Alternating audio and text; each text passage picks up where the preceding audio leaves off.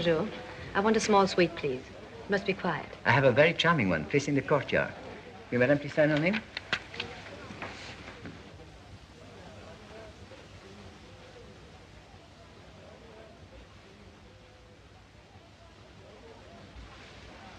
Merci, Madame. In order to save inconvenience later, Madame, will you kindly leave your passport here? Passport? I just drove my passport at the airport. I'm very sorry, Madame, but it's a government regulation. Oh. Traveling is becoming quite complicated these days, isn't it? Merci, Madame. S'il vous plaît. Bonjour, Madame. Will you show Madame 254? Par ici, s'il vous plaît.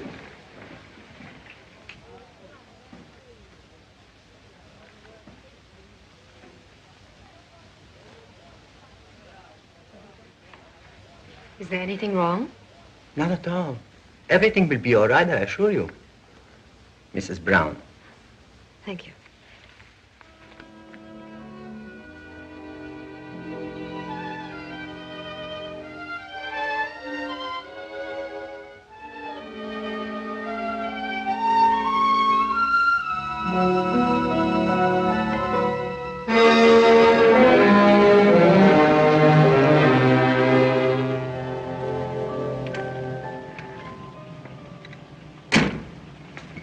$35. Don't you speak English? Pas anglais, monsieur. Merci, monsieur, merci. Don't I get anything back? Merci, monsieur, merci. No, money. Change. Back. Merci, monsieur, merci beaucoup. Don't rub it in. Do you want me to wait? Merci beaucoup.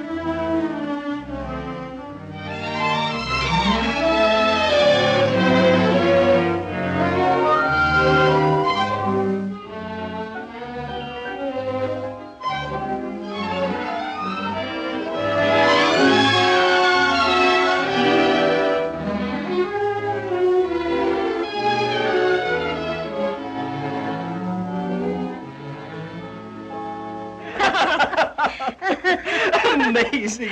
You know I'm going to like Bolshevism. Why, do you think you could earn your own living? No, that's the bad part about Bolshevism. But it has merit. For instance, if it hadn't been for the revolution, the Grand Duchess would still be in Russia, instead of providing us with such a delightful salon. And perhaps I should never have met you. Pardon me, Your Highness.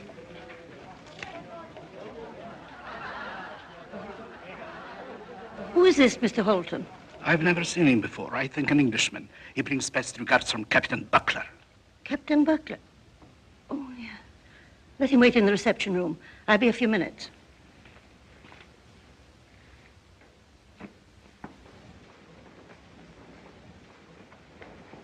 The Grand Duchess will be delighted to see you, but I am afraid it will be a few moments. If you will be so kind as to step in here.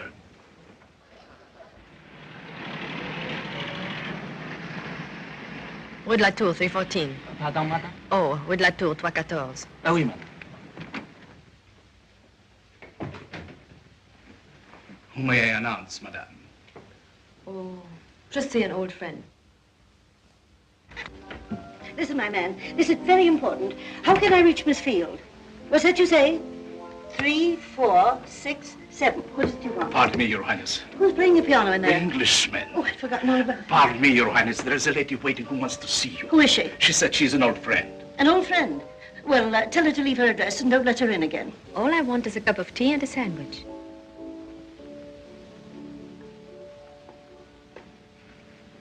No. Mm-hmm. It isn't possible. It is I.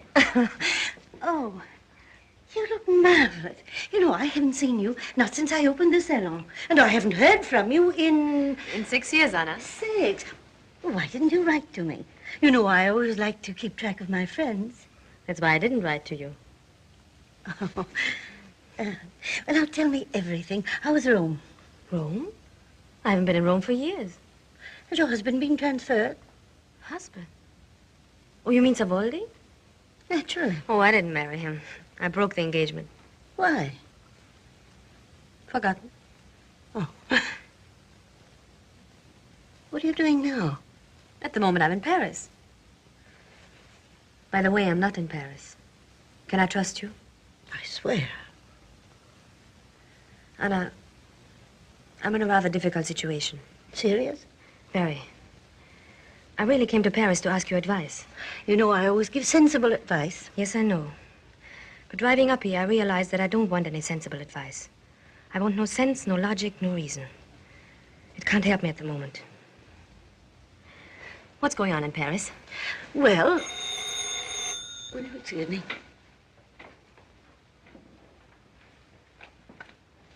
Hello. Hello. Oh, it's you. Look, may I call you back in 10 minutes? Do you want me to go out? Just a moment. You're so understanding.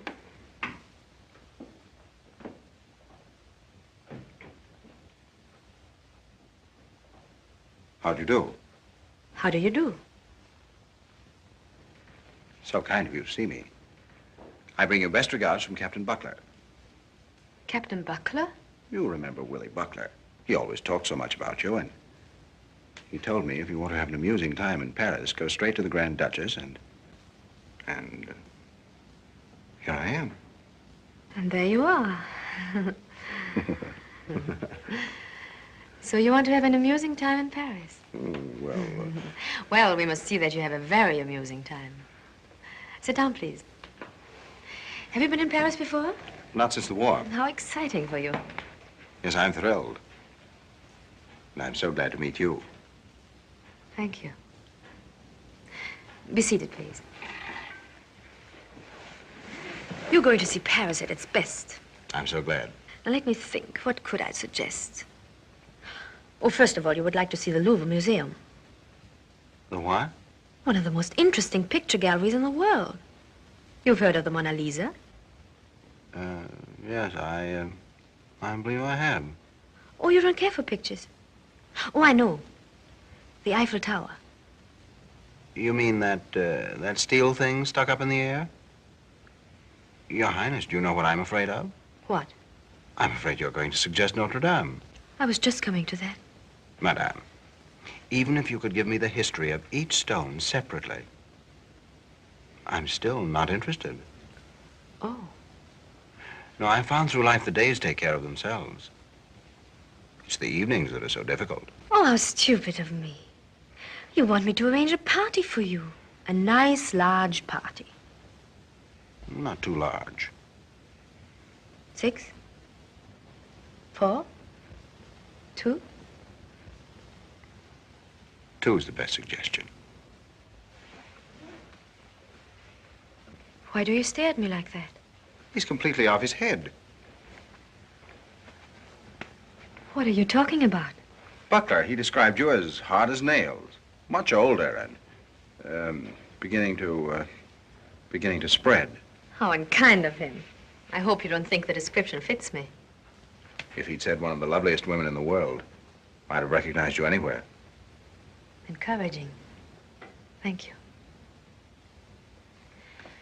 Now, I wonder which one of my friends you would like. May I make a suggestion? Please? It would make our mutual friend Buckler very happy if you would dine with me. I'm engaged. Oh. Well, then don't bother anymore. I'll have a couple of boiled eggs, a detective story, and go to bed. Madame, have you ever been at the mercy of loneliness? Have you ever been a stranger in a strange city?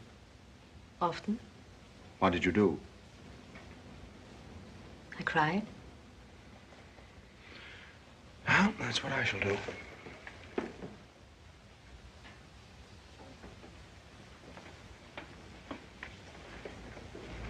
Café de Nuit, 9 o'clock. 8:30. 9 o'clock. But, Your Highness. Oh, by the way, I'm not the Grand Duchess. What? 9:15.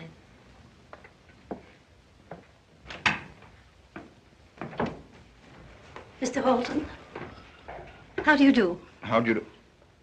You are the Grand Duchess Anna. Yes. Captain Buckler described you so accurately, I would have known you anywhere. Oh, thank you so much. Captain Buckler. I imagine he wants me to arrange something for you. Whom would you like to meet? What would you like to do? I'd like to see the Louvre Museum. The what? Yes, the Louvre, the Eiffel Tower. Oh, and most of all, Notre Dame. Are you sure you're a friend of Captain Buckler's? Mm-hmm. Well, well, well. Afraid I can't do anything for you. Oh, yes, you can. Tell me the name of the lady who was in the room a moment ago. Lady? I don't know. Was there a lady here?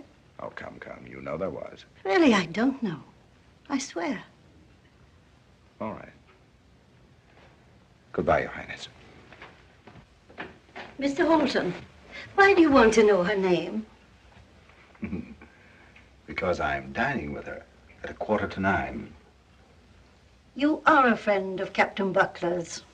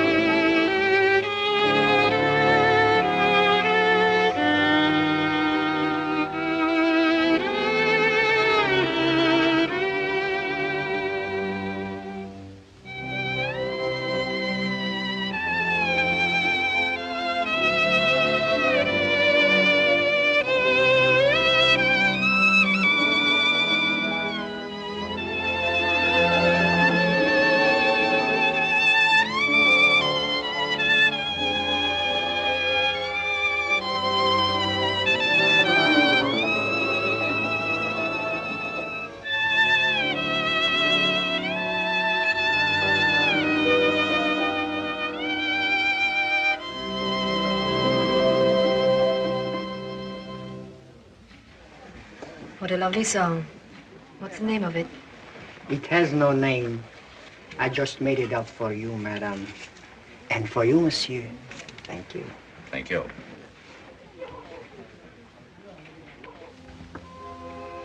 You must have been very successful with women. What makes you say that? Nobody could order such a delicious dinner who wasn't. Am I a success with you? Tremendous. I wonder if I am. Why do you doubt it? Because here we are at the dessert and we know nothing about each other. You won't tell me your name. You won't even let me tell you mine. Oh, dear. Didn't we settle all that at the soup and again at the salad? Why spoil such a perfect evening with names? I don't want to know your name. Whatever it is, I know it wouldn't suit you. Thank you. Then I should hate to risk it. Besides, I know all about you. You do? Providence gave you gray eyes, brown hair, charming smile, great attraction. Everything else is unimportant. I'm content. You're married? Back to the soup and the salad. Why be so curious? Jealous. Just terribly jealous. I thought we were going to have an amusing evening. And now it's become serious. Desperately.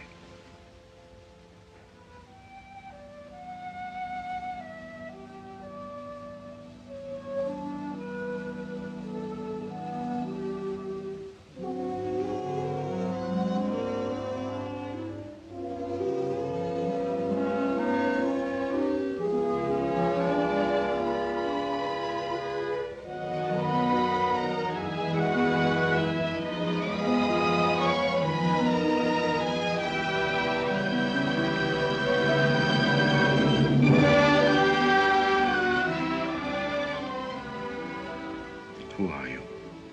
I must know. Isn't it obvious? Not to me. You meet me at the house of the Grand Duchess. What were you doing there? You meet me at 5 o'clock. And at 10 minutes past 5, I agree to dine with you. A complete stranger. The shortest story in the world. Now tell me the true one. Very well, then.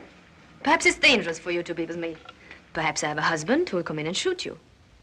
Perhaps I'm a spy, a thief. The police may come in and arrest me. Both of us. You're none of those things. If you were, it wouldn't matter. Now or any other time. I must have done something very nice in my life to be so beautifully rewarded. Do you really mean that? And so much more. You're an angel. Angel, that's what I shall call you. Angel.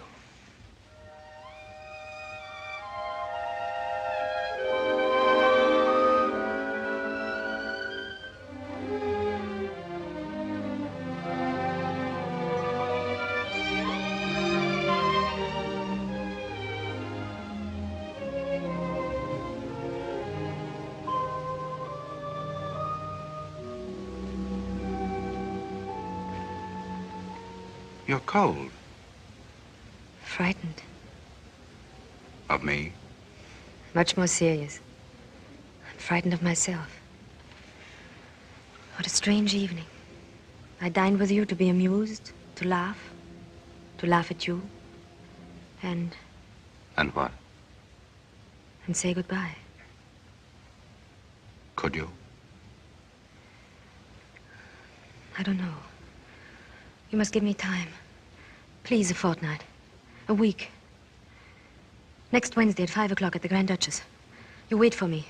If I come, I won't ask any questions. I'll go with you wherever you ask me to. And if you don't come? Then you must forgive me.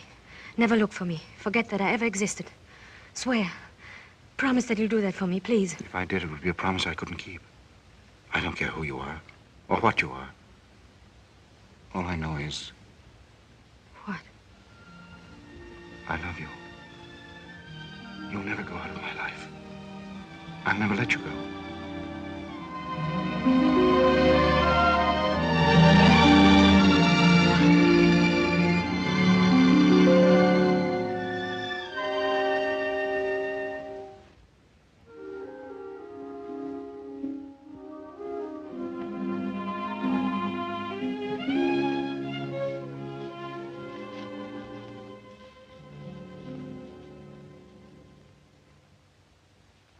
Merci beaucoup.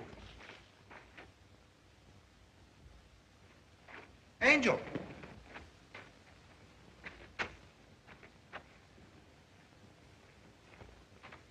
Angel.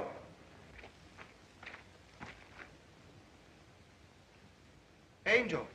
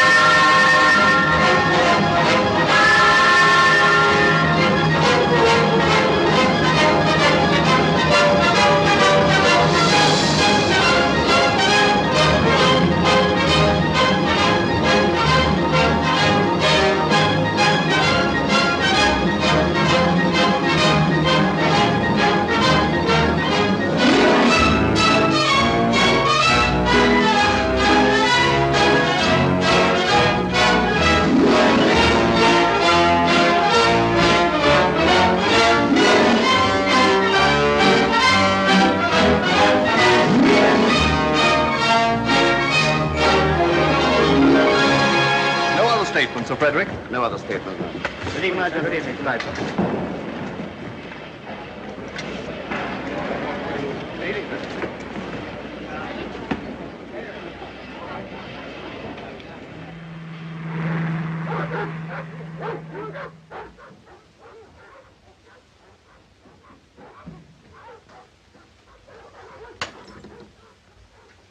How's everything, Wilton? The Foreign Secretary wants you on the telephone, sir. Get me the minutes of Thursday's meeting, Article 6, Section 5D. Also, Friday's meeting, all of Article 2. Well, Mr. Wilton, how are you? Glad to see you back, my dear Graham. Thank you. How's everything at Geneva? Oh. Is there going to be a war? Well, it looks as if Europe is going to have peace, at least for the next 3 weeks. We had rather a hard fight, you know. 21 nations lined up against us, but we won. I hear France was making some difficulties. Well, what can you expect from the French? Yeah. You realize the French delegate hasn't even a manservant? Appalling. But on the other hand, the Russians were the surprise of my life. We had 2 Soviet delegates to dinner. You may not believe it, but I assure you they were properly dressed. Tailcoats, white ties. Well, well, well. Maybe the Russians are going places. Oh, well, I wouldn't come to hasty conclusions. They still dunk. I shan't need you anymore this evening. Good night, sir. Good night.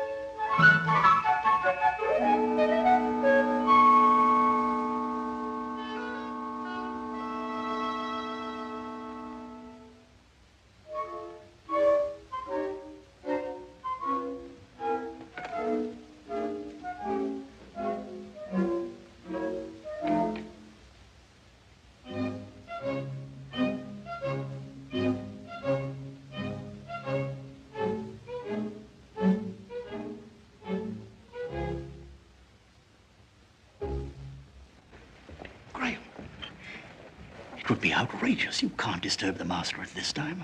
The telegram may contain matters of state. But how would you justify your action if it were only a personal matter? I'm afraid you'll be criticized very harshly. My dear Mr. Wilton, may I remind you of what our master always says? A statesman must have the courage to be unpopular.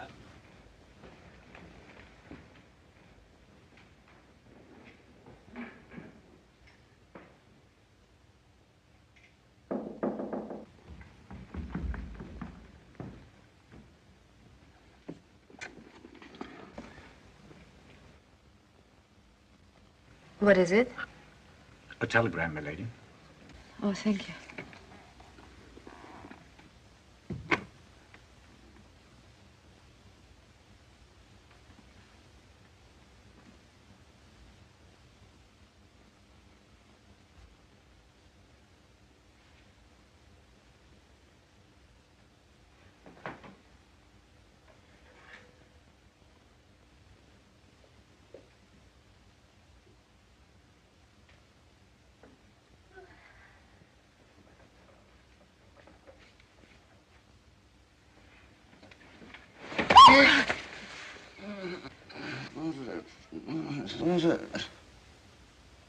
Oh! Hello, darling. I didn't want to wake you up. You were sleeping so peacefully, I hadn't the heart to disturb you. You're always so considerate. Oh, I watched you for a long time. You had the loveliest expression. I was dreaming. About me? Oh, naturally, of course. I dreamt you were a great success at the League of Nations. Well, I was. Sweetheart, your husband defeated 21 nations. Oh, you must be worn out. Not at all. I feel better than ever. Good. What else did you dream about? Now, let me see. Oh, yes. I came into the League of Nations, dressed in the most striking Paris gown. All the delegates rose to their feet, staring at me. But I walked straight to you. I wanted to kiss you. But you were talking. So I walked out. I went to Egypt, and from Egypt I went to China. From China I went to Arabia. I circled the whole globe. Finally, I came back to the League of Nations. You were still talking. So I took you away. I took you to Paris. We walked in the park at night. You had your arm around me. Suddenly, I sat down on a bench. I was cold and frightened. Of me? Huh?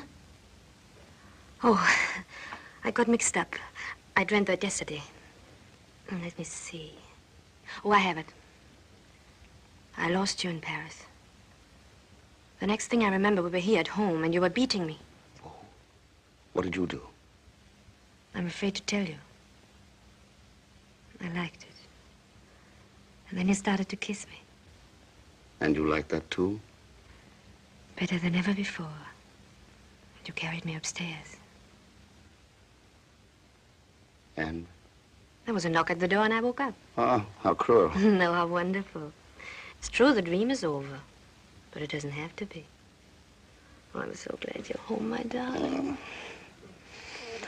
Tell me, who knocked at the door? Oh, Graham.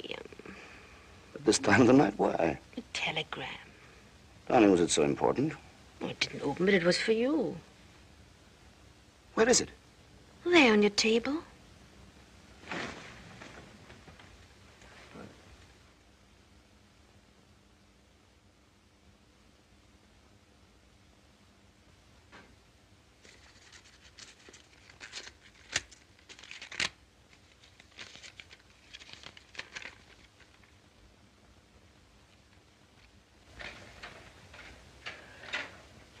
Bad news? Very disturbing.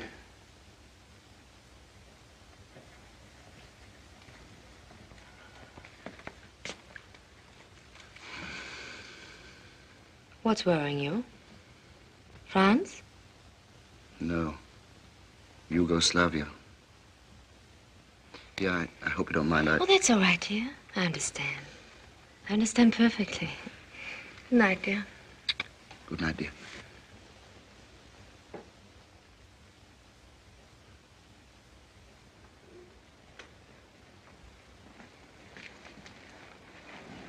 Good morning, sir.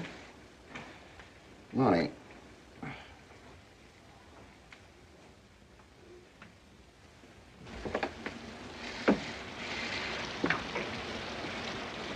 How's the weather today?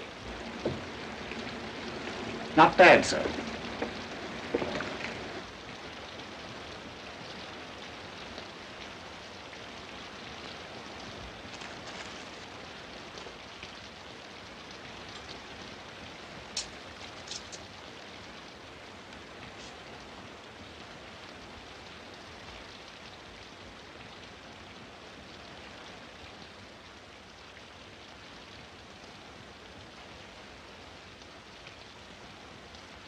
Why, Wilton.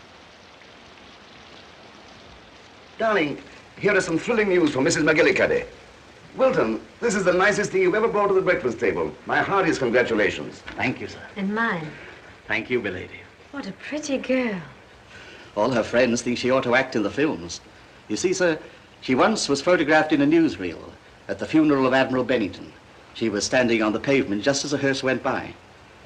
I hope I don't seem disrespectful, sir, but in my opinion, she stole the show from the late Admiral. That's love. And I'm sure she loves you just as much. Oh, she worships me, sir. But it was by no means an easy conquest. The young lady didn't believe in the institution of marriage.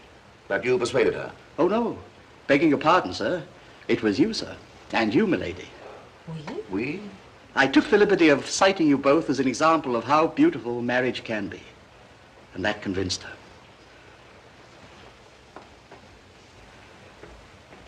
Did you hear that? Perhaps we should stage a rousing quarrel, so that we won't feel quite so responsible. It's a lovely idea. What should we quarrel about? Well, I might say I'm a neglected wife. No, darling. I'm afraid we couldn't quarrel about that, because I'd agree with you. Oh, anyway, it's bad. Complaining wives are such a bore. You should be able to find something better. I have it. You're jealous. A very charming woman is in love with me. I could believe that. Thank you. But I wouldn't quarrel about it.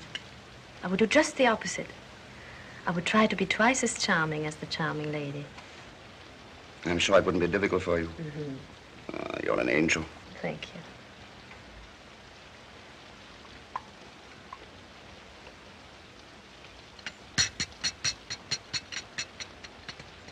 By the way, Yes, dear? someone is in love with me. I'm crazy about him. I've decided to leave you. I'm already packed. I wonder what you would do. I certainly wouldn't quarrel. It would be too late. Darling, isn't it a shame? Here we are, two reasonably intelligent people, and we can't find anything to quarrel about. We're complete failures. Perhaps we are. I'm sure we are. We might just as well face it. We're a hopelessly happy married couple.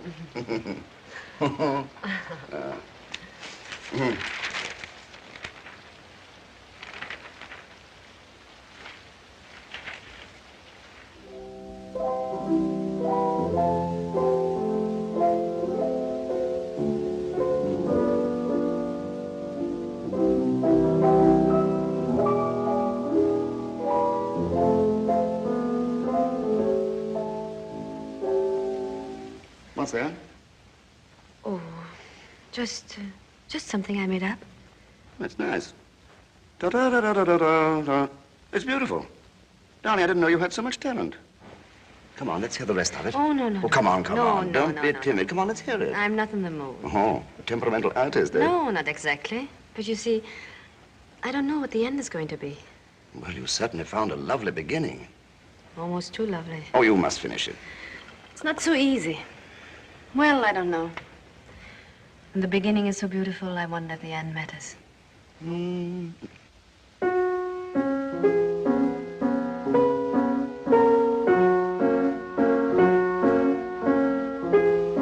It's an old tune, but it's still good. Because I played badly. But you danced so divinely. I don't think I'm such a good dancer. You were a rotten dancer. You stepped on my toes and you ruined my shoes. But still I say you danced divinely.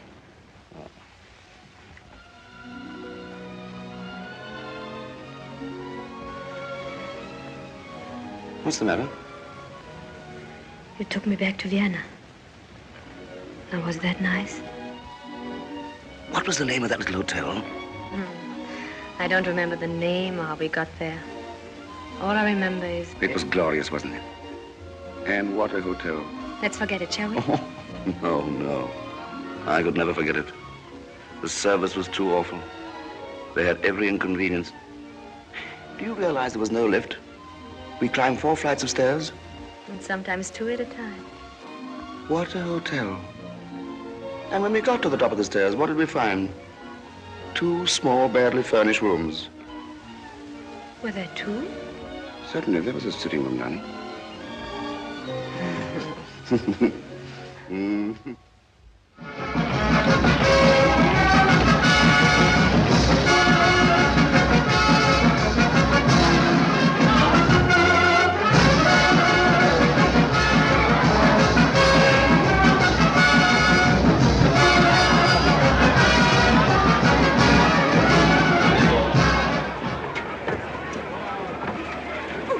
I'm so excited. This is the thrill of my life. I don't want to miss a thing. You must tell me who everybody is. Just everybody. Afternoon, Mr. Breckenridge.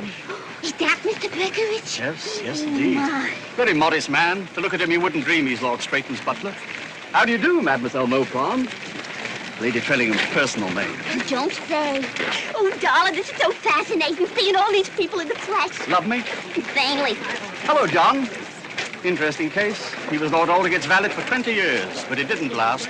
They differed in their political views. The situation finally became impossible when Lord Aldergate joined the Labour Party. Hello, George. Hiya, Toots. Oh, hello! Who's that? An American chauffeur.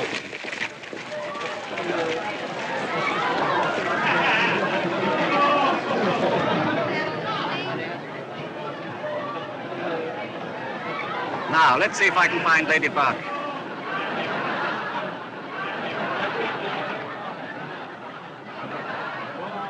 There she is. The one in the black dress, just in front of the staircase.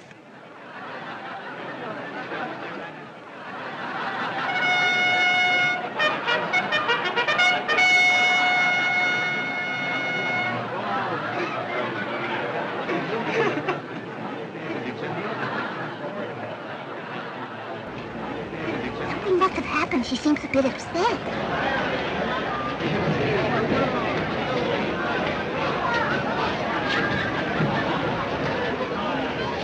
Darling, are you sure it's nothing serious? No. Just a headache, but it's terribly annoying. I think I'll go with you. Please, no. I'll go home and lie down for an hour, and I'll be all right. You go back with your guests. I beg your pardon, Sir Frederick. May I? It's for the Consolidated Press. Certainly. Thank you, sir. I'd rather not, dear. It only takes a second, Lady Barker. Please, no. I'm very sorry. Some other time. Well, thank you very much, sir. Yes. I hope you don't mind, darling, but I'm not in the mood for a picture.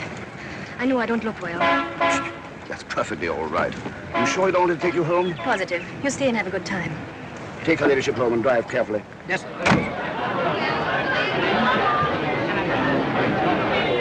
Oh, how's your wife? She'll be all right. Just a little headache. Now, don't forget Saturday. No, 1 o'clock. 1 o'clock, right?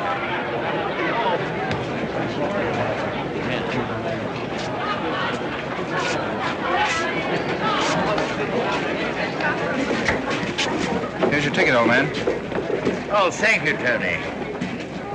I wonder if you're right about landslide. Well, I think she's the best bet of the day.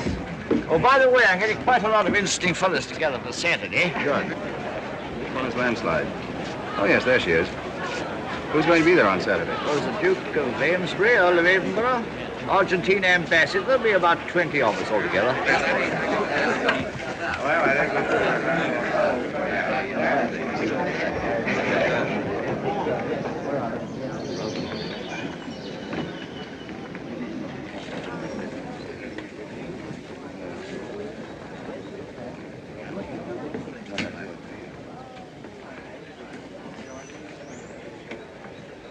Pleasant luncheon. Yes, very nice indeed. I'm very glad of this opportunity to meet you, Sir Frederick. As a matter of fact, I've been looking forward to it. Thanks. I have a feeling that you and I might find some very interesting things to talk about. I'm quite sure we could. Yes, these are very exciting times. Sir Frederick. Yes? I wonder if you know who I am. Well, certainly. Devin has been telling me about you. You're his house guest, aren't you? You were in India for quite a while. Right. I still wonder if you know who I am. Mr. Halton, aren't you? Yes, doesn't that name mean anything to you? I'm sorry. I'm at a complete loss. Sir Frederick, you once deliberately stole my overcoat. I beg your pardon? However, I helped myself to a pair of your gloves. This sounds like a mystery story. No, just a war anecdote. Oh, what was your regiment? I was in the Warwickshire, 10th Battalion. I was Leicester's, machine guns. Let me see, I don't think the two regiments ever came together. Neither did we. But during 1916 and 17, you went to Paris several times on leave. Yes, that's right, I did. We were very young. And she was charming. Who? Paulette. Do you mean Paulette Fouchadière? Paulette Fouchadière. Modiste. 3rd floor. Hem-stitching and embroidery. Are you Poochie? Yes, Snooky. Well, let me have a look at you. You didn't have a moustache then, did you? No. Your picture was on the small table. Right next to the little silver box. With the bird on top. And when you opened it... It played O Solo Mio. Uh-huh. Ah, she was lovely, wasn't she? Paulette Fouchadière. Ah, what a rotten trick Napoleon played on her great-great-grandfather. If Napoleon had kept his promise... After the Battle of Valenciennes. Which Grandpapa really won. Then, Grandpapa would have married the Duchess of Parma. And Paulette would have become the Princess of Naples. I wonder whatever became of her. To the Princess of Naples. The princess. It's very kind of you, Lady Bernstein. We'd love to come. Your parties are always so delightful. But you see, we intend to leave next Saturday. Yes, I'm terribly excited. It's our first trip in ages. Well, thank you so much. My compliments to Lord Bernstein and little Beatrice. Goodbye.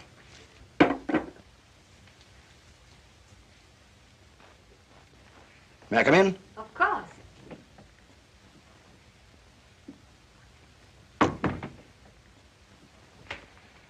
Hello, sweetheart. Hello, darling. Dressing already? The opera starts at 8, doesn't it? Oh, the opera, huh? Now, darling, you promised. And I'm going to keep my promise. You love opera. I hate opera, so why shouldn't we go? Have a nice luncheon? Very. I discussed the naval situation with the French attaché. It looks promising. You must have taken the Navy all around the world and discussed each battleship separately. Why? What time is it? Oh, good heavens. I meant to leave right after lunch, but I have lots of amusing things to tell you. I met an old friend. We were in the war together. We began reminiscing. We had a couple of drinks. Good old Poochie. Good old what? Poochie. What a curious name. That's what we used to call him in the war. Poochie Holton. His real name is Anthony. He once practically saved my life. Great fella, great fella. Only don't you think you better get dressed? We don't want to miss the overture.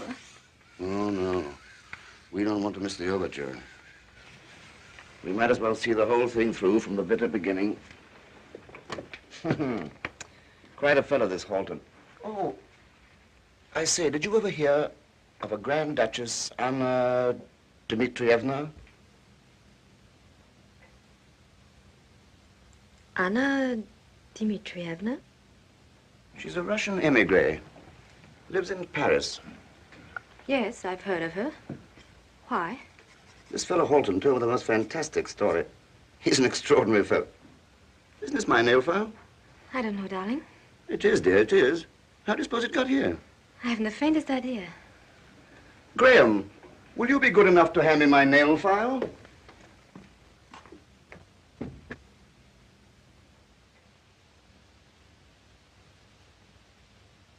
You're going to the opera tonight, sir. Yes, that's where I'm going. If I may say so, sir, my favorite opera is Cavalleria Rusticana. It's only one act, but it has everything. Love, jealousy, hate, murder, and all in 35 minutes. I timed it once. Isn't that the one where the husband suspects his wife of singing with another man? And catches them, right in the middle of a beautiful duet. He kills him, doesn't he? Well, not immediately. No, sir. First, he joins them in the most exquisite trio. Naturally. After Cavalleria Rusticana, my favorite opera is The Barber of Seville. The Barber's song is particularly beautiful. I remember, yes. How does it go? Dee-da-da-da-da-da-da-da-da-da, tilia, tilia, tilia, ta-da-da-da-da-da-da-da-da, tilia, tilia, tilia, tilia, tilia, tilia. Graham, whoever persuaded you to become a valet must have been a music lover. Oh, thank you, sir. Shall I draw your bath, sir? Please. You were saying something a while ago about this Grand Duchess Anna. Yes. Well, this fellow Holton's gone completely mad over a woman. You know, he really is a very nice fellow. Lived 4 years in India, did some fine government work. The man has a splendid career ahead of him. I do hope he doesn't do anything foolish. You mean because of this woman? Yes, he can't seem to get her out of his mind. Do you know where he met her? At this Grand Duchess's salon. You remember the novel, An Afternoon in Paris? Yes. It's undoubtedly the same kind of place. Oh, I see. And that's where you met the woman? Gives you a pretty accurate picture of the lady. Rather obvious, isn't it? Oh, it's probably just an adventure. Oh, no. Not with him. No, no. Why, that man's been looking for her in every possible place in Paris. What's more, he's going back again. His mind is made up. Nobody can talk him out of it.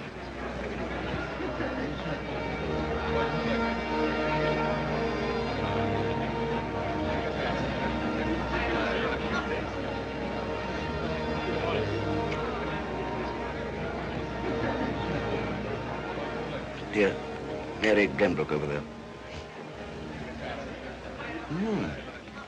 Everybody seems to be here tonight. Everybody seems to be looking at us. At you, rather. Do you suppose your friend is here tonight? Holton, no, he couldn't come. He's telephoning tomorrow. He's trying to cancel another engagement and have lunch with us, all right? Yes, why not? They certainly are looking at you. You know, a man shouldn't take a woman seriously unless he can be proud of her. At least she should be fit to sit at the head of his table. Not someone you just meet in Paris, meet her in the afternoon, and the same evening she dines at your apartment. So she went to his apartment? Certainly. Darling, look, the Duchess of Loamshire over there to your left. Oh, naturally, he didn't say that. He tried to romanticize the whole story. A night in the park, a bouquet of violets. The lady disappears.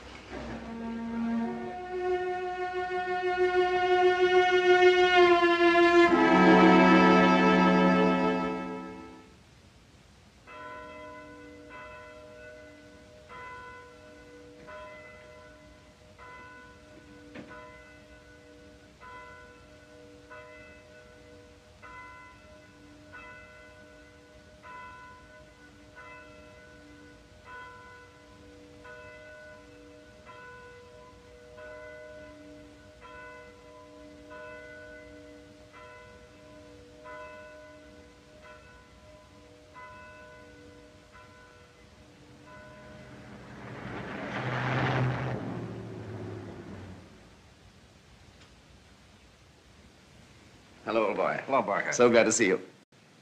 You know, Holton, it's been a long time since I've had as many drinks as I had yesterday. As a matter of fact, I had a few too many myself. I'm awfully glad you got out of that other engagement. You know, it's funny. I've only known you since yesterday, and yet I feel the same way. It is funny, isn't it? Well, come on, let's sit down. I've been following your career in the papers, old man. I admire what you've done. I admire your courage, your wit, and sometimes the daring with which you tackle your problems. I'm proud to be in your house. Thanks.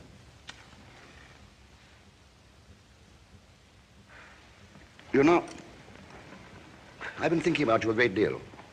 Now, I hope that little story of mine doesn't worry you. It's an unusual story. I shouldn't mind reading it in a novel. But I'd hate to be the hero of it. Or even have a friend of mine. Well, thanks, Barker. Believe me, Holton, a man shouldn't go out of his way to create handicaps for himself. I imagine that's exactly what Brutus told Caesar when Caesar said, Brutus, I've just met a little Egyptian girl by the name of Cleopatra. And she's driving me crazy. Well, if I remember my history correctly, Caesar got over it, didn't he? Right. But my dear man, Cleopatra wasn't Angel. If Caesar had ever met Angel, it would have changed the history of the Roman Empire. Yes, it probably would have collapsed 200 years earlier. Well, what are 200 years in history? 25 pages. But 1 hour with Angel... 60 minutes. 3,600 seconds. Well, I give up. It's always ridiculous to reason with a man in love. And I'm afraid you are a man in love. I don't know. It may be more than love or less than love. Well, man, make up your mind. What is it? It's a certain feeling. It's a secret that belongs to two people. And to those two people alone. But something you can't. Good heavens, Barker, haven't you ever lost your head completely over a woman? Haven't you ever felt that now at last you can stop searching? You found it, there it is. Yes, I have. And you're going to meet her. Holden, I'm afraid you and I expect different things from love. Probably from life. I don't measure in terms of seconds, but of years. How about a gin and tonic? Not a bad idea. It's a charming place you have here, Barker. Like it? I say, that's a lovely picture.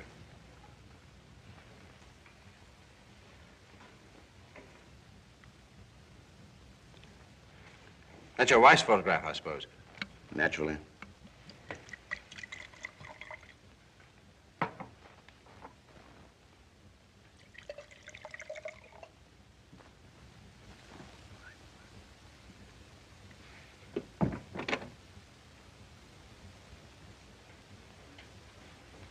Mr. Holton has arrived, milady.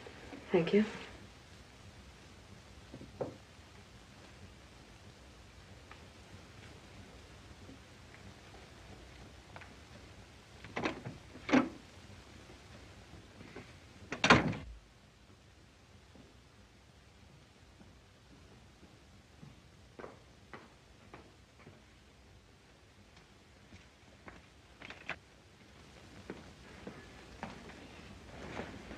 Dear.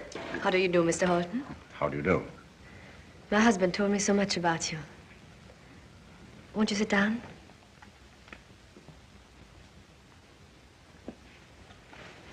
Cigarette? Thank you. Thank you, dear.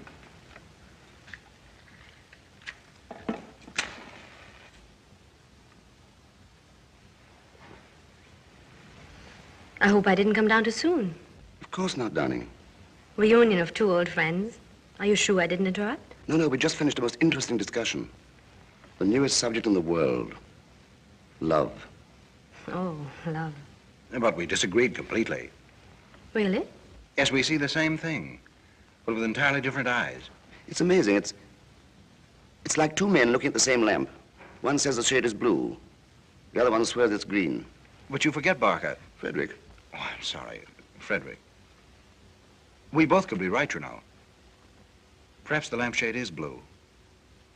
But when you light it up, it may be the greenest green in the world. Don't you think so, Lady Barker? Gentlemen, the sun is shining so brightly. Don't you think it's rather early in the day to be talking about lamps? I'd rather talk about you, Mr. Holton. You've been in India. Yes. Are you going to stay in England for a while? Oh, no, he's going back to Paris in a day or so. Oh. Well, I may have to change my plans. Well, that's interesting. When did this happen? As a matter of fact, today. Yes, I may have to stay a little longer. How fortunate for you to be here at the best part of the year. There's so much going on. There's the ballet, and next week there'll be the Wimbledon tennis. Oh, darling, I'm afraid we are going to miss the matches. Frederick and I are taking a little trip. Oh. Did you make up your mind, dear, where you want to go? I have several very interesting ideas. I'm dying to hear them. And now, shall we have lunch?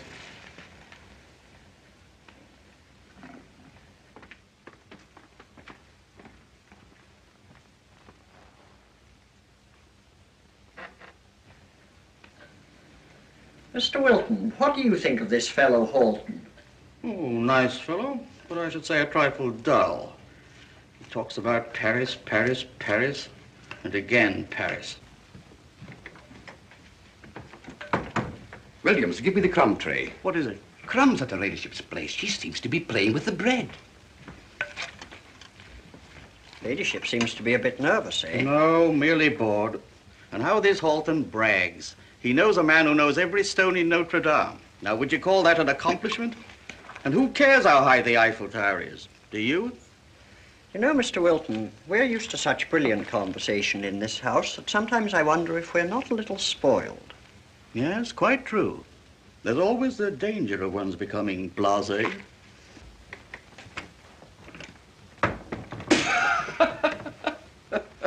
Sir Frederick just told a delightful joke. The one about the Scotchman who wanted to buy a grand piano? And ended up by humming? Good. He tells it superbly. Thank heaven things seem to be brightening up. I'm glad. Well, they must be finished.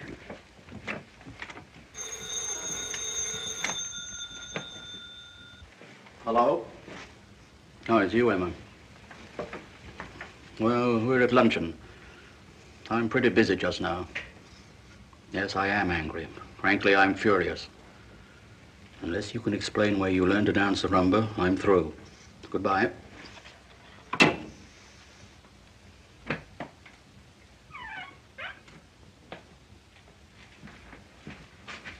Whose plate is this? Her ladyship's. But she hardly touched it. Can there be anything wrong with the meat? I hardly think so, Mr. Wilton. Perhaps she just had a late breakfast. Whose plate is this? Mr. Holton's. But he hasn't eaten either. It's obvious that he tried. Maybe there is something wrong. Let's see Sir Frederick's plate. No, it's not the meat. I tell you, Mr. Halton talked so much. Or maybe he doesn't like veal. That's quite possible. Mm-hmm. At any rate, make a note. If Mr. Halton should come again, no veal. Very well, Mr. Wilton.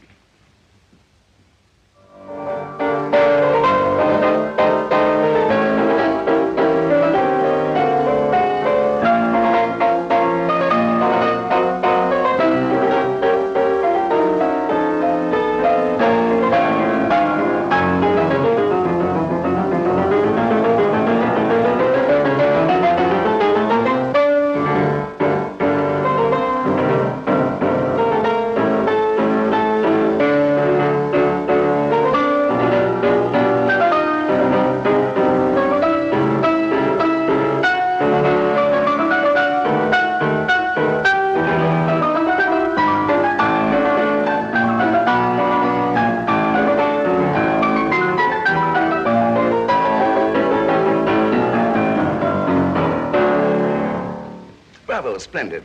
Don't you think so, darling? Yes, very beautiful. Thank you. You know, Tony, the fact that I like it doesn't mean anything. But Maria, now she's a great composer. Now, Frederick. Really, she composed the loveliest song. Now, please, Frederick. Come on, play it, darling. Yes, why don't you, Lady Barker? Don't make us coax you. All right. Now, let me see. How does it go? You know, Frederick, I think I've forgotten it. Oh, that's too bad. It really was very nice. Now, how did it go? The way I heard a delightful tune in Paris. I wonder if I remember it. Now, gentlemen, you're both working too hard. I insist that you relax, please. I'll play you something even better.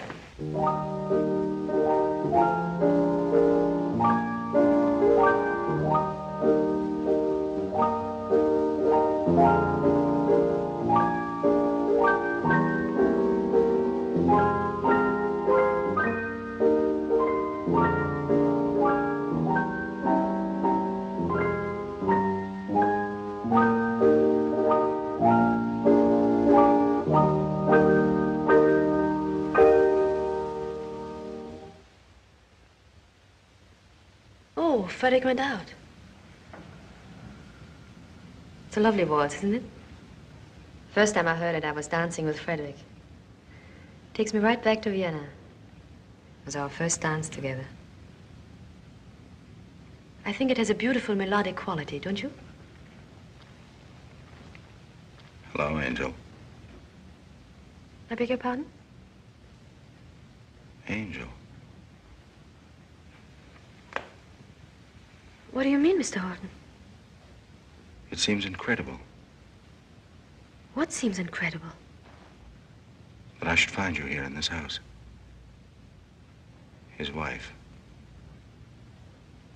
It's like a dream. I still don't understand you, Mr. Horton. I don't understand you. We're alone, Angel. Darling, how long are you going to keep this up? Mr. Horton, you're obviously confusing me with another woman. Oh, no, I'm not. There can't possibly be two of you. I'm afraid there must be. I haven't been in Paris for the last 6 months. You haven't been in Paris for the last 6 months. I told you so. And I think that should satisfy you. It really seems to be a terrific coincidence. The lady with whom you had your adventure. Wasn't it more than that? Maybe it was. At least I thought so. Maybe the lady thought so too. But it's impossible for me to read the mind of a woman I never saw nor heard of. In other words, to you it was. Just an adventure. Now, Mr. Holden, I insist that we settle this once and for all. Look at me. Look at me carefully. And I'm sure you will realize as clearly as I do that I'm Lady Barker and nobody else.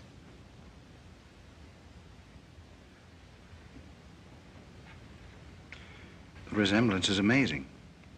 I could have sworn it was you. You have exactly her hair, her eyes, her skin, her lips. But when I listen to you, I begin to see the difference. You're not Angel. I'm greatly relieved. Will you forgive me? Naturally.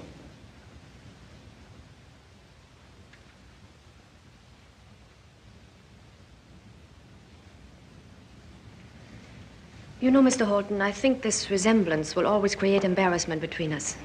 It's unfortunate, but for my own comfort and peace, and certainly for yours, don't you think you might find some excuse not to come here anymore? You have a lovely home, Lady Barker. It's an exquisite taste. I suppose this is the kind of house every woman dreams of having. And you're the wife of a charming and famous man.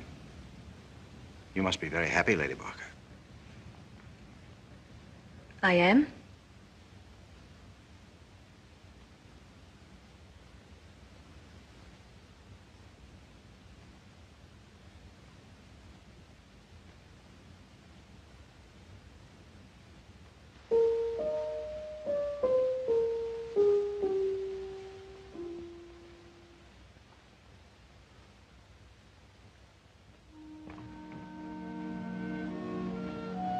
Don't be afraid.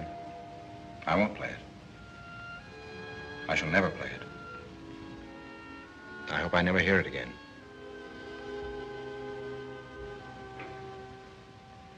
Thank you.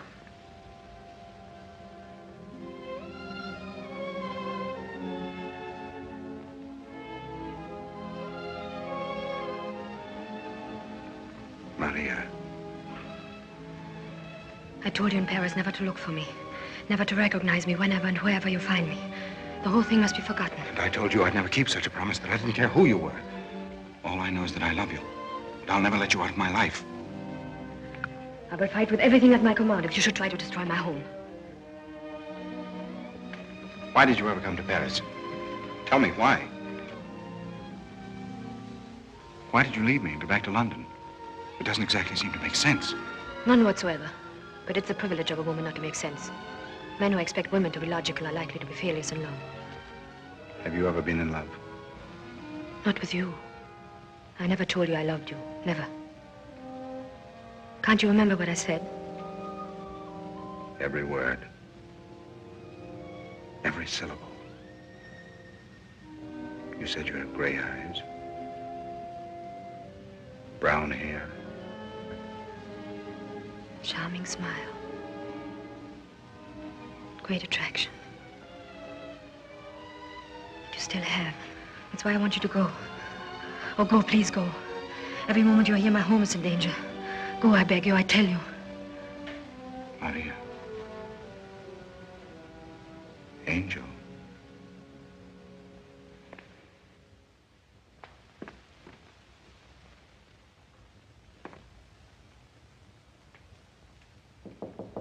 Come in.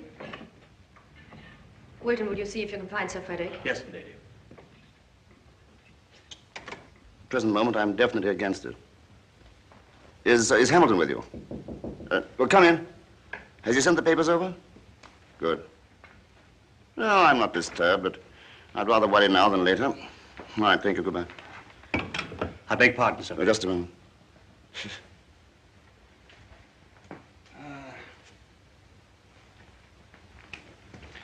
Well, what is it, Her Wilton? ladyship is asking for you, sir. Oh, all right.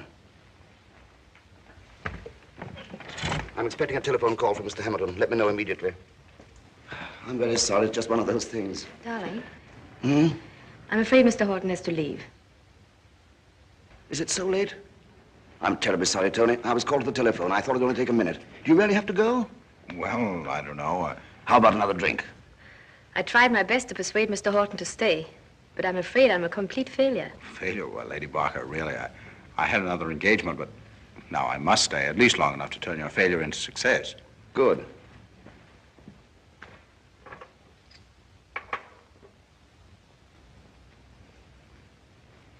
I would like to have a drink, too. You? You want whiskey, darling? Just a little. Just enough to drink to our friend, Mr. Horton. Thank you, dear. Here's to you, Mr. Horton. And to Angel. After you left, Mr. Horton told me the most amazing thing that happened to him in Paris. Everything I told you last night. Do you mind? Not at all. It's always good to get a woman's point of view. It's a thrilling story, and I listened to every word with great suspense. Mr. Horton, you described every detail with such love and care. Yet you omitted the most important part of the story. You failed to describe the woman. Yes, what does she look like? It's rather difficult to find the exact words to. Now, I think you're being unfair. After all, you can't leave us like the daily installment of a newspaper serial, to be continued in our next. You've roused our interest to such a degree that Frederick and I are entitled to know a lot more about the lady. Now, I insist, Mr. Horton. What did she look like? She was radiant. Exciting. These are generalities, Mr. Horton. You're talking like a poet. I see. You want the matter-of-fact description of, shall we say, a detective? That's exactly what we want. Well, then. Her eyes were brown. And her hair was dark. May I be permitted to change your toast? To the most charming hostess. Yourself, Lady Barker. Thank you. Well, I must be going. Thank you for a lovely afternoon. Goodbye, Lady Barker. Mr. Horton, since I've had the privilege of enjoying your confidence, may I indulge in a little advice? Do.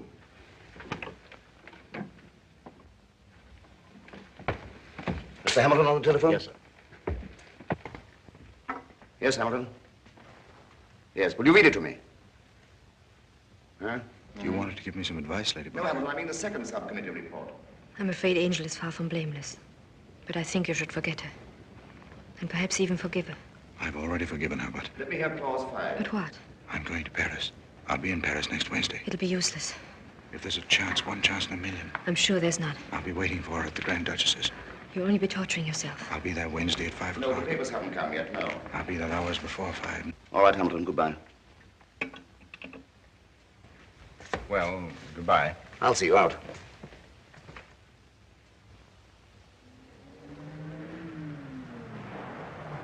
Goodbye, Tony. These papers just came from Mr. Hamilton's. Oh, good. By the way, Greenwood, I'm going to Geneva. Oh, didn't you tell me that Mr. Hamilton is going, sir? I changed my mind. Oh, I thought it was only a subcommittee meeting. It is, and I'm quite sure Mr. Hamilton would handle it very ably, but you know me, Greenwood. I'd be uncomfortable if I didn't go myself. I see, sir. In that case, you won't require the other reservations. Which other reservations?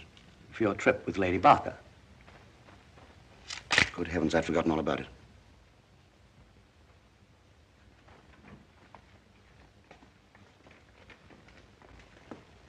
Frederick, you're not working, are you? No, I'm awfully sorry, but something unexpected.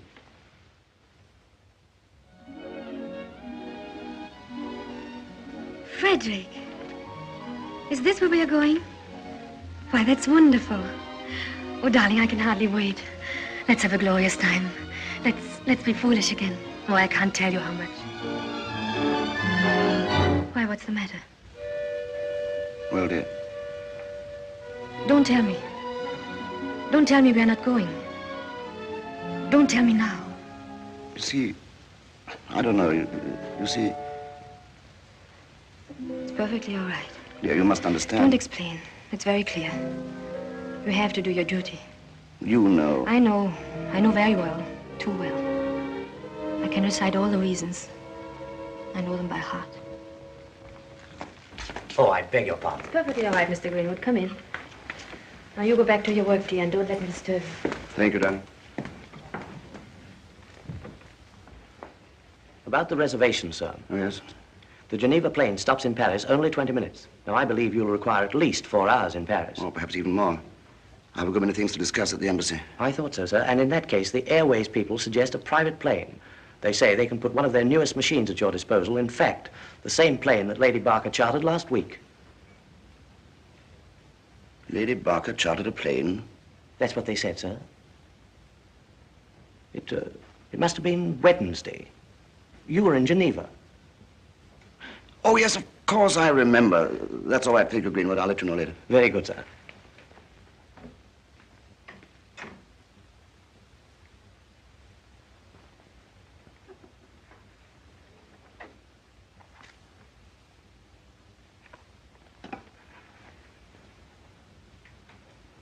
Croydon 2046. Is that Imperial Airways? I want to speak to the manager, Sir Frederick Barker. Oh, good evening. About that private plane, is it the same one that Lady Barker took? Mm-hmm. She says it's not so fast. Oh, you say it made Paris in 1 hour and 40 minutes. That's very good. I'll take it, all right. Thank you.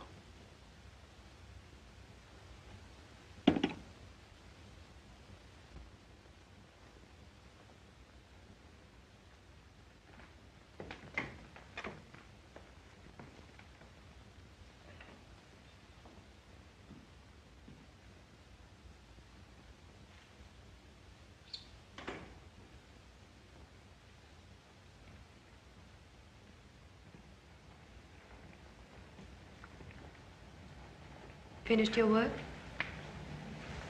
Quite.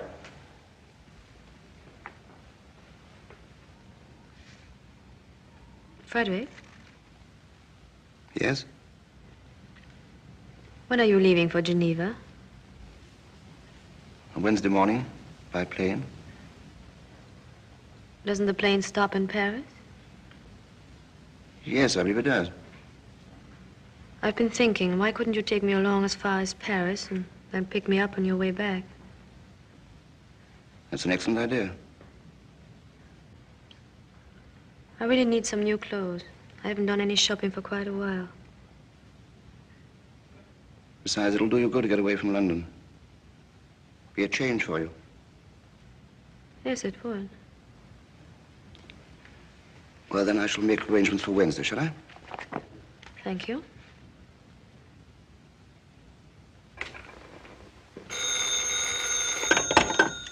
Hello? Oh, Sir Frederick. Are you? Geneva?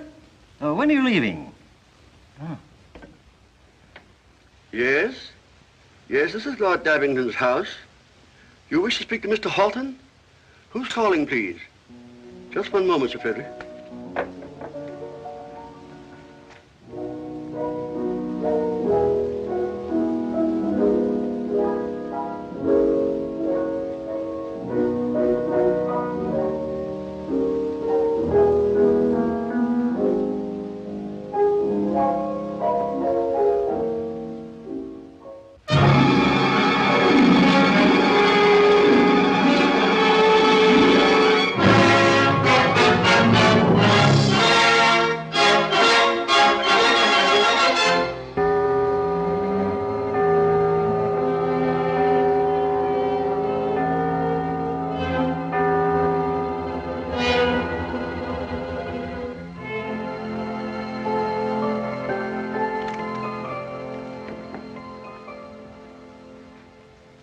Attendez. Oui, monsieur.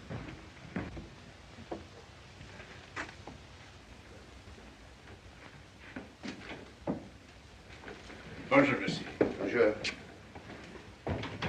I'd like to see the Grand Duchess, if you please. Thank you, monsieur.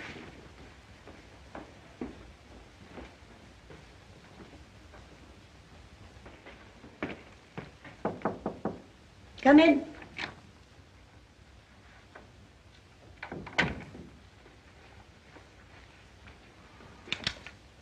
I'll come in a moment. Now, Mr. Halton, I wouldn't be impatient. If a lady makes an appointment for 5 o'clock, you shouldn't expect her until 6. The kind of lady who comes on time really wouldn't be worth waiting for. Oh, if you should get bored, there's always the cocktail bar. You might find some interesting people. Thank you. I'll wait here. Just as you like. You may be sure we'll let you know the moment she arrives. Angel. Charming name, Mr. Halton. Bravo.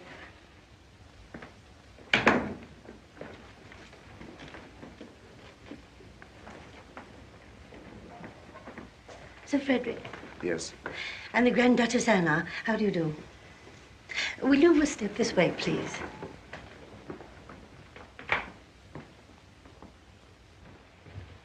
Will you sit down? Thank you.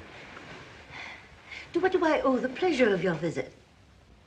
Well, at a party a few days ago, your name was mentioned, and the charm and glamour of your salon. Oh, thank you very much. I hope you won't be disappointed. Let me say, it's after 5. You might find some very interesting people at the cocktail bar. No, thank you. Or perhaps a little roulette. Or if you've no plans for this evening, I might arrange a little dinner. You're very kind, Your Highness. But, you know, at this party I just referred to, a certain young lady was mentioned, and her description roused my curiosity. Well, I'd be very glad to do anything I can to arrange an introduction, if you'll give me the lady's name. That's the difficulty. Her name seems to be rather a mystery. But I wonder if this might give you a clue. The person describing her referred to her as Angel. Angel? Angel, that's a strange name. Rather charming. But I'm afraid... Now, look here, Your Highness. Is there any way in which I might refresh your memory? Really, I have an excellent memory. But I don't seem to remember that name at all. Perhaps this might help, Your Highness. I would be willing to contribute generously to any charitable institution you might care to name. Oh, well, Or perhaps it would be better if the contribution were placed at your disposal. Well, that's very kind of you.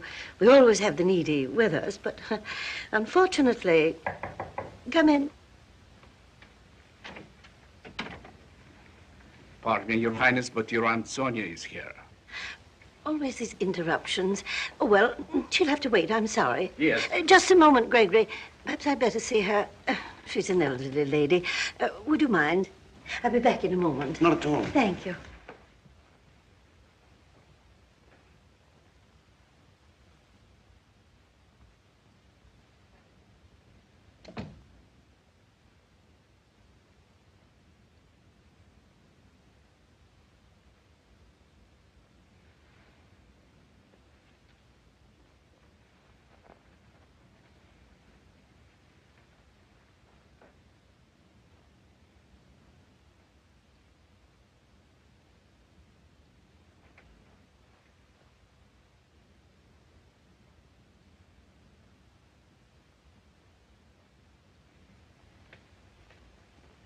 Hello, Frederick. Hello, Maria. Strange place to meet you, isn't it? Rather strange. May I ask what you're doing here? Curiosity. You see, the lady known as Angel caught my imagination. You mean you stayed in Paris? You actually missed the conference in Geneva? Merely to find out if Angel is a brunette. Well, Frederick, that's marvelous. I can hardly believe it. You really let all Europe wait just to find out if a woman is a brunette. Or a blonde. As a matter of fact, Frederick, she is a blonde. You remember when Mr. Horton described the lady? Yes, he seemed rather uncomfortable. Shall I tell you why? Before you came in, he described her differently. Would you like to know what he said? Very much. He said she had blonde hair, blue eyes, my figure, and a slight foreign accent. Sounds like a description of you. It does, doesn't it? Well, it annoyed me that there should be another woman in this world who looks exactly like me. It disturbed my vanity. You know how women are. So I came here to find out. Did you see her? Oh, yes. As a matter of fact, she's in the next room. And does she look like you? Exactly. You were in Paris last Wednesday. Yes, that's right. Why didn't you tell me? Why didn't you ask me? Did you ever ask me? Did you ever ask me what I do when you go to Geneva, when you go to Locarno, when you have your conferences, your committees, your subcommittees? Did you ever ask me anything? Maria, how many times have you been here before? Are you really interested? What kind of life have you been leading? What kind of woman are you? Does it really worry you? As much as Yugoslavia worries you? How many times have you been here before? Answer me, tell me. Frederick, you're getting nervous. To think that my wife, whom I trusted, whom I was proud of, to think that you could come to a place like this. Frederick, you're jealous. Angel. You are Angel. Now, why should I be Angel? Why should I be so foolish? Why should I do such a thing? Don't I have a lovely home, a celebrated husband, the best servants, every comfort, social position? Is there anything more a woman could ask? Why should I be Angel? What reason could I have? Perhaps you can think of one.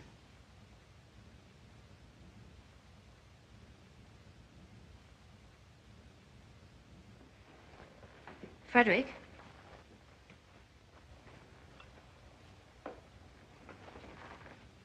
Now, Frederick, if you go into that room, I'm afraid our marriage is over. If you find Angel in there, you'll be happy that I'm not Angel. And you'll want to continue our old life. That would not be satisfactory to me. And if I don't find Angel? In that case, I think you'll want to see your lawyer as soon as possible.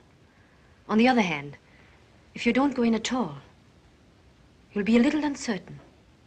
You won't be quite so sure of yourself. Or of me. And that might be wonderful.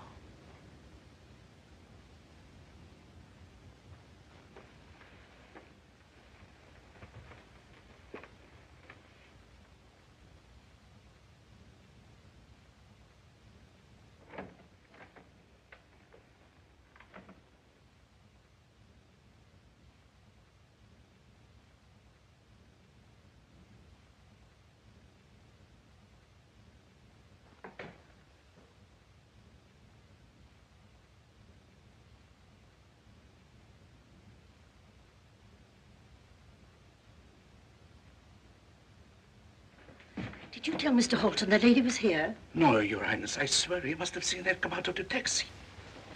Who told you I came? I understand Frederick's here. He's in the other room. Or maybe he's gone. I don't know. Anyway, it's all over. It's silly how upsetting a little thing like saying goodbye to one's husband can be. Silly, isn't it?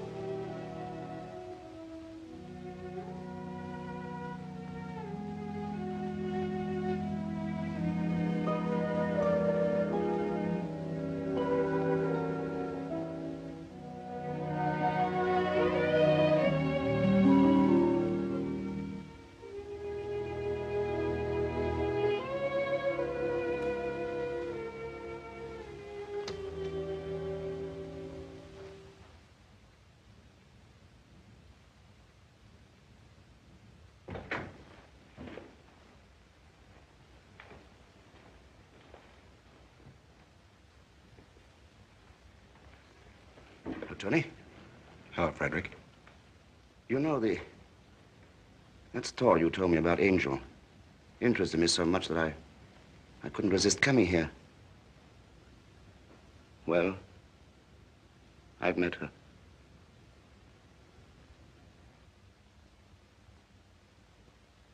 You see, Maria, in the last few moments, I've thought more about our married life than in all the years we've been together. And all I know is the train to Vienna leaves at 10. I don't know how you feel about Vienna, but you've plenty of time to think it over. Well, I say goodbye to Angel. And so must you, Maria, if you decide to meet me at the station.